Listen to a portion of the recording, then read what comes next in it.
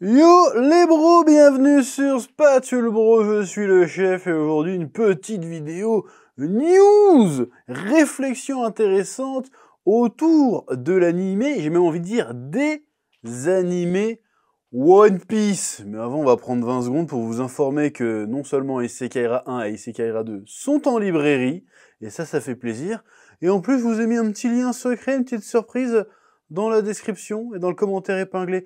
Allez jeter un œil, c'est un peu une avant-première, on en reparle bientôt.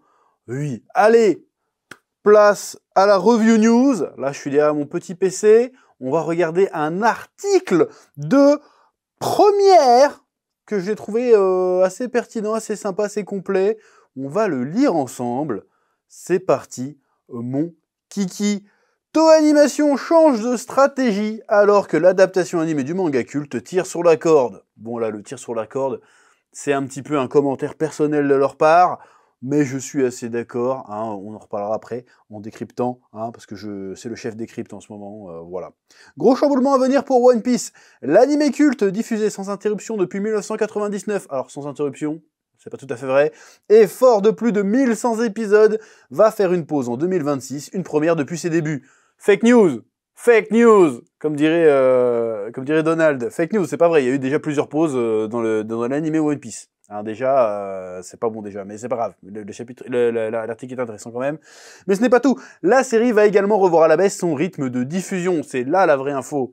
Le 28 octobre, la chaîne YouTube officielle de One Piece a diffusé un live de 42 minutes, durant lequel Toei Animation, le studio derrière la saga, a confirmé qu'une pause de 3 mois interviendrait entre janvier et mars 2026. Le retour des épisodes inédits est prévu pour avril 2026, avec le lancement du premier chapitre, du premier cours de l'arc Elbaf. Autre changement majeur, fini les diffusions hebdomadaires. À partir de 2026, One Piece sera désormais limité à un maximum de 26 épisodes par an. Ça encore, c'est un peu une interprétation qui me semble erronée. On va y revenir après. Derrière ce virage stratégique, une volonté d'améliorer la cohérence narrative d'une série devenue tentaculaire. Moi j'ai l'impression que c'est quelqu'un qui ne regarde pas One Piece qui fait l'article. Ah, je vois des a priori quand même, mais bref, c'était pas tout à fait faux quand même. Parfois plombé par des épisodes filler et ses longs récapitulatifs, c'est pas faux. Même si ça s'est amélioré ces dernières années, faut le dire. Le producteur Yuka Koike parle, j'espère que je prononce bien, parle d'une décision stratégique pour soutenir l'évolution et la qualité de la série. Toei précise, l'anime est basé sur le manga et historiquement, 11 à 12 épisodes couvraient 4 à 5 volumes. C'est vrai ça? Je suis pas sûr du coup, mais bon bref vas-y. Désormais avec la structure en 2 cours par an, chaque épisode intégrera davantage de contenu, de rythme et de densité, tout en conservant la liberté narrative propre à l'animation. Cette annonce intervient quelques heures après que Netflix a dévoilé la date de sortie de la saison 2 de sa série One Piece en live action. Ce sera le 10 mars 2026, soit en plein pendant le hiatus de l'animé. Et ben tu vois, j'avais raté l'info sur le live action One Piece en mars. Et ben on regardera ça à ce moment-là. Voilà, bon ça c'était pour le petit article. Maintenant on va décrypter.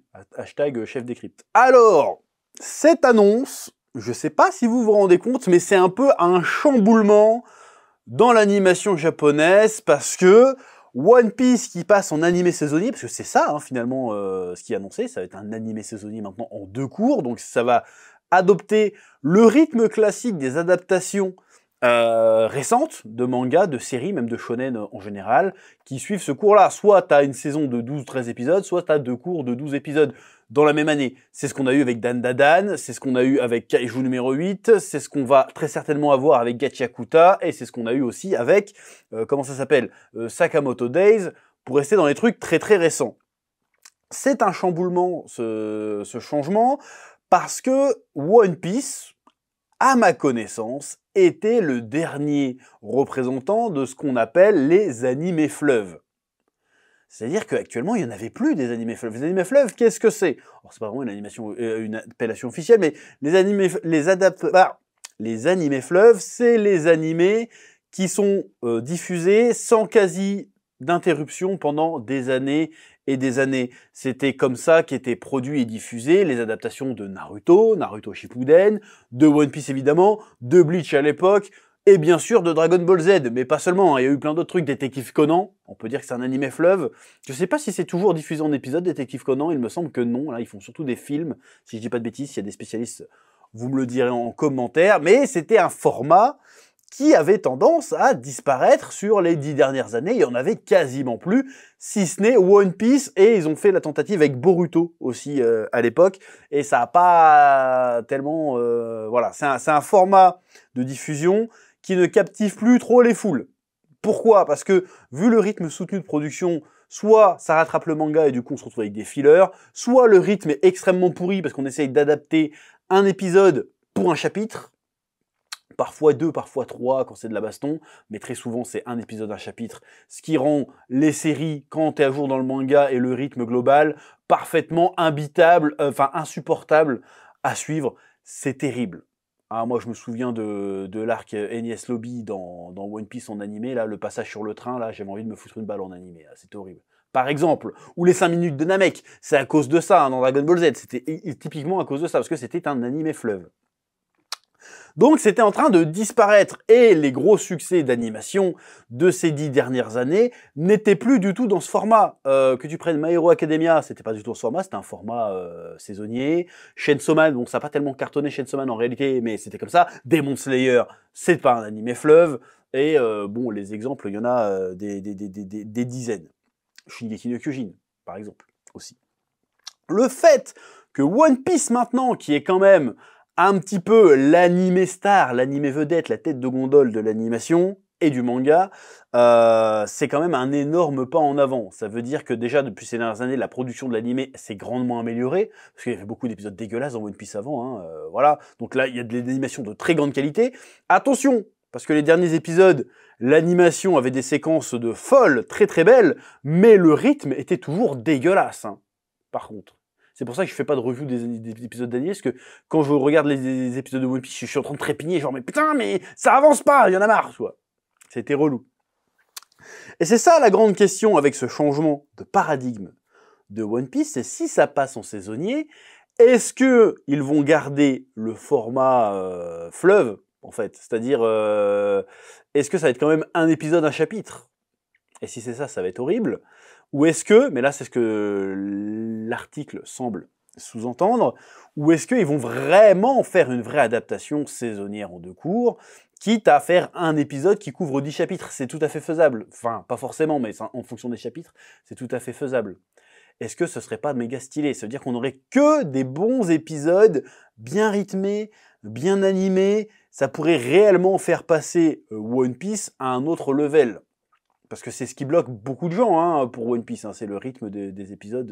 Voilà, déjà il y a plus de 1000 épisodes, c'est compliqué, mais en plus quand tu regardes les épisodes, t'as l'impression que pour réellement que ça avance, faut que tu les marques par paquet de 10 pour qu'il se passe vraiment quelque chose. Donc là, ce changement-là, franchement, je le vois de bon augure. Maintenant, c'est à mettre en parallèle avec un autre projet One Piece, parce que globalement, là, depuis quelques années, avec le live action, ils essayent de mainstreamiser, je sais pas si c'est le bon mot, One Piece pour en faire vraiment une licence mondiale. Alors c'est déjà le cas, mais je pense qu'ils essayent de faire un truc, ils essayent d'en faire un espèce de Mario, un espèce de Mickey, un espèce de même de Dragon Ball finalement, d'en faire vraiment une marque globale. Et pour ça, il faut réussir à faire rentrer des nouveaux spectateurs, des nouveaux lecteurs dans l'univers de One Piece. C'est aussi en grande partie pour ça que le live action a vu le jour, et c'est pour ça aussi qu'ils avaient annoncé, dans cette optique-là, le remake des premières saisons de One Piece, qui s'appelait The One Piece, avec Wit Studio. Wit Studio, ils avaient fait, par exemple, les premières saisons de Shingeki no Kyojin, donc un studio très très fort de chez Balèze. Ça a été annoncé il y a 3 ans, si je dis pas de bêtises, et on n'a pas avancé dessus depuis, il y a eu 0 news. Et c'est bizarre, parce que en parallèle de tout ça, de cette annonce-là de la saisonisation, le mot n'existe pas, de One Piece, où Netflix a annoncé qu'ils allaient ressortir la saga Ace Blue dans un remake HD. Alors, par contre, j'ai pas très bien compris, est-ce que les épisodes vont être remontés à la manière d'un DBZ Kai à l'époque? En tout cas, ce qui est sûr, c'est que ça va être un remake HD, donc une meilleure qualité d'image, avec un doublage qui va être refait également, notamment le doublage français va être refait aussi, si je dis pas de bêtises, et il diffuse ça sur Netflix.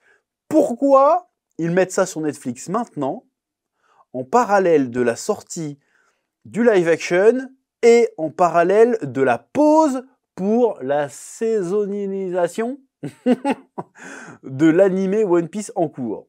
C'est très très bizarre parce que pendant qu'on a toutes ces infos-là, nous n'avons toujours aucune info sur le remake de Wit Studio. Est-ce que c'est toujours en projet? Est-ce que ça a réellement avancé? Est-ce qu'ils ont lâché l'affaire? Parce que ça va devenir très très bizarre. Ils vont diffuser un remake HD, un remake, à un moment donné, et en même temps la série live action, et en même temps l'animé sous un nouveau format. L'animé historique sous un nouveau format. Donc c'est très très bizarre. Bref, je vais prendre un petit café, c'est important, avec le truc Crunchyroll, parce que je suis corporate. Bref, tout ça pour dire, c'est que la question qui va se poser maintenant, est-ce que One Piece va devenir regardable? C'est ça la question, la grande question. Est-ce que One Piece va enfin devenir regardable? Et si moi, l'arc Elbaf, il devient regardable, j'ai envie de te dire, et qu'il y a des cours et que c'est saisonnier, j'ai envie de te dire, est-ce qu'on va se remettre à faire des revues de l'anime One Piece ou pas? J'ai bien envie d'essayer de tenter le coup, parce que j'avais déjà tenté, mais en fait, je l'avais dit, je passais mon temps, j'avais fait 2 ou 3 revues de l'animé, et je passais mon temps à me plaindre du rythme. Donc c'était chiant. C'est pour ça que j'ai arrêté. Mais si ça redevient regardable, je me dis, mars 2026, il y a peut-être moyen, avril 2026, il y a peut-être moyen qu'on se refasse des petites reviews ou des réactions à l'animé, parce que si ça devient vraiment regardable, ça peut devenir vraiment intéressant. Surtout que cette pause, elle est assez salutaire quand même, parce que je trouve que l'écart entre là où on en est dans le manga et là où on en est dans l'animé, il est pas énorme, hein. Donc, surtout que le manga, ces derniers temps, a eu pas mal de hiatus. On se dit, est-ce qu'il faut pas mieux mettre en pause et changer le format plutôt que de rogner, tirer vraiment trop sur la corde et être obligé de retourner à des fillers, à des épisodes rythmés avec le cul. Voilà. Est-ce que c'est pas la solution la plus intelligente? Et moi, la question que je me pose aussi, c'est pourquoi ils l'ont pas fait avant, en fait. Parce qu'en vrai, tu m'aurais fait Onigashima en format saisonnier, tu m'aurais fait Egghead en format saisonnier, ça aurait été 10 fois mieux, en vrai. En vrai de vrai. Alors, il y a eu des moments d'animation très très stylés, attention, je ne le nie pas, mais le rythme était quand même globalement très très dégueu.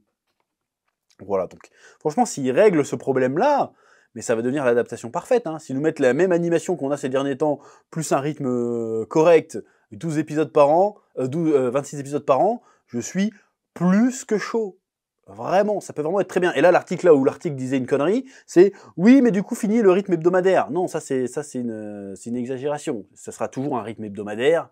C'est juste que ça sera pas toutes les semaines. Ça sera sur 5-6 semaines. Non, je dis de la merde. Sur 3 mois, on va avoir le cours 1, 3 mois de pause, hop, et le cours 2.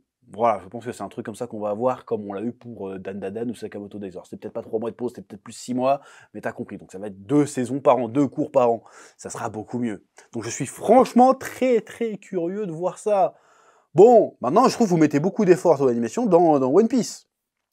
Je pense qu'il y a un autre manga qui mériterait d'avoir au moins autant d'attention. Ah, je parle bien sûr du grand Dragon Ball, bien sûr. Évidemment. Faites-nous, vous voulez faire de l'oseille en vrai, c'est ça, vous voulez faire de la thune. Bon, tu prends Dragon Ball. Tu prends le début. Tu me fais une saison de 13 épisodes sur Dragon Ball, quand Goku il est petit. Tu vas jusqu'au ruban rouge. Non, jusqu'au premier Tenkaichi Budokai. Tu fais une deuxième saison sur le ruban rouge. Et là, c'est bon en fait. Là, vous noyez dans le fric. Pourquoi vous le faites pas? Je comprends toujours pas pourquoi vous le faites pas. Hein. C'est un truc de fou. Hein. C'est un truc de fou. Bref, tout ça pour dire que cette news est très intéressante. Je suis très curieux d'avoir votre avis en commentaire. Là, vous avez le mien, mes petites réflexions. Et puis, je vous dis merci d'avoir regardé cette vidéo. Petit pouce bleu, commentaire, like, abonnement. Et je vous dis à très bientôt sur Spatule Bro pour de nouvelles vidéos, notamment lundi pour la review du prochain chapitre de One Piece, bien sûr. Que la passion vous guide. Oui.